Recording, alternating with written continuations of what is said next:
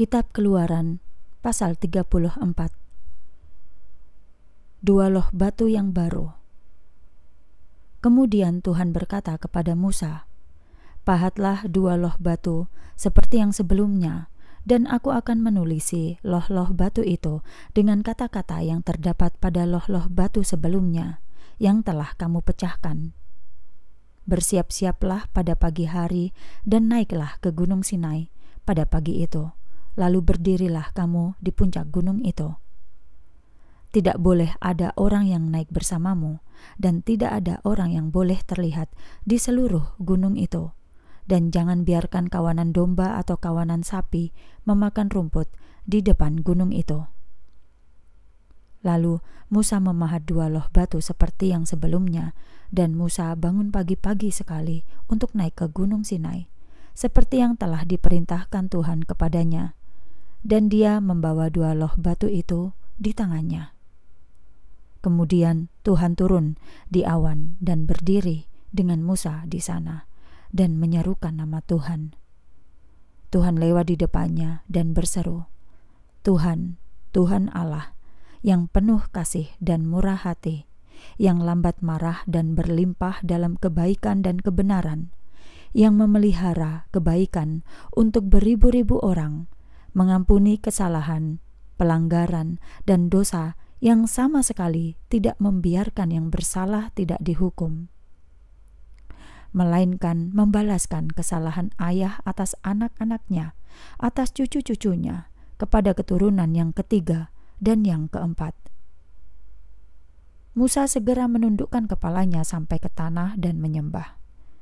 Dia berkata, "Jika saat ini aku telah mendapat kemurahan di matamu, oh Tuhan, aku mohon, biarlah Tuhan berjalan di tengah-tengah kami, meskipun bangsa ini sangat tegar tengkuk, dan ampunilah kesalahan kami dan dosa kami, dan ambillah kami menjadi milik pusakamu." Kemudian dia berfirman, "Lihat, aku akan mengadakan suatu perjanjian. Di hadapan seluruh bangsamu ini, aku akan melakukan keajaiban-keajaiban yang belum pernah dilakukan di seluruh bumi dan di antara bangsa-bangsa. Semua bangsa yang di tengah-tengah mereka kamu tinggal akan melihat perbuatan Tuhan, karena yang akan aku lakukan adalah sesuatu yang mengerikan.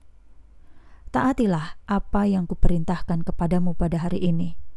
Lihatlah, aku akan mengusir orang Amori, orang Kanaan, orang Het, orang Feris, orang Hewi, dan orang Yebus dari hadapanmu.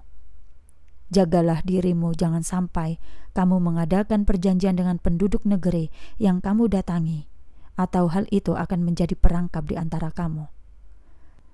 Kamu harus merobohkan masbah-masbah mereka, menghancurkan tiang-tiang berhala mereka, dan menebang patung-patung dewi Asyera mereka. Kamu tidak boleh menyembah ilah lain, sebab Tuhan, yang namanya cemburu, adalah Allah yang cemburu. Jangan sampai kamu mengadakan perjanjian dengan penduduk negeri itu, sebab ketika mereka melacurkan diri di depan ilahnya dan berkurban untuk ilah mereka, mereka akan mengundangmu, dan kamu pun akan makan dari kurban mereka. Kemudian kamu akan mengambil anak-anak perempuan mereka untuk anak-anak laki-lakimu, dan anak perempuan mereka akan melacurkan diri mereka dengan ilah-ilahnya, sehingga membuat anak laki-lakimu juga melacurkan diri dengan ilah-ilah mereka. Kamu tidak boleh membuat ilah-ilah tuangan untuk dirimu. Kamu harus memelihara perayaan roti tidak beragi. Selama 7 hari, kamu harus makan roti yang tidak beragi, seperti yang telah kuperintahkan kepadamu pada waktu yang telah ditetapkan, yaitu pada bulan Abib. Sebab pada bulan Abib itulah kamu keluar dari Mesir. Setiap anak yang pertama kali membuka kandungan adalah milikku. Begitu pula dengan semua yang jantan dari ternakmu yang pertama lahir dari sapi atau dombamu. Keledai yang pertama lahir harus kamu tebus dengan seekor domba. Tetapi jika kamu tidak menebusnya, kamu harus mematahkan lehernya.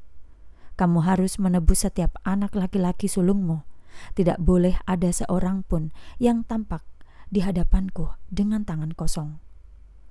Kamu harus bekerja selama 6 hari, tetapi pada hari ketujuh kamu harus beristirahat.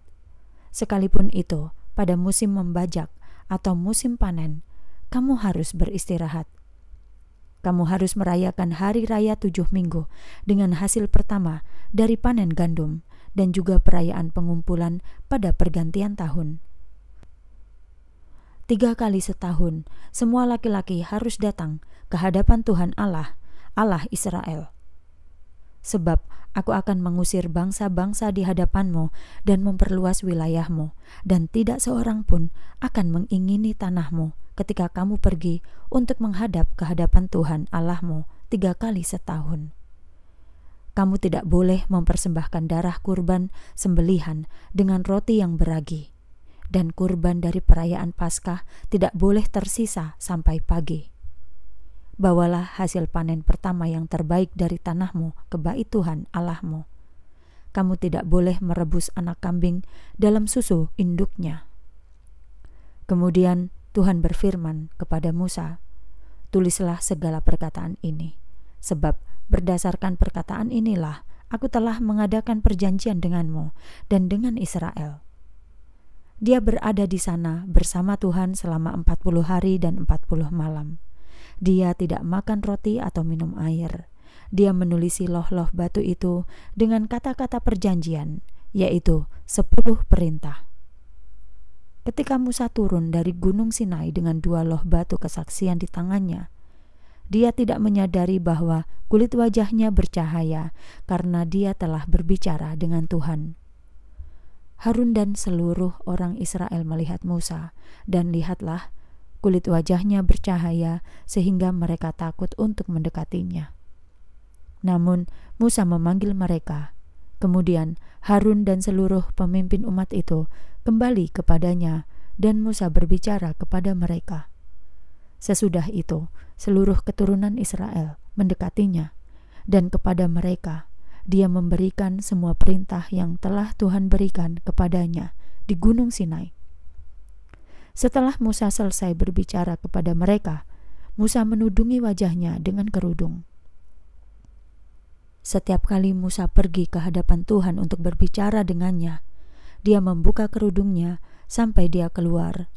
Ketika keluar dan berbicara kepada keturunan Israel tentang apa yang telah diperintahkan kepadanya, keturunan Israel dapat melihat wajah Musa, bahwa kulit wajah Musa itu bercahaya.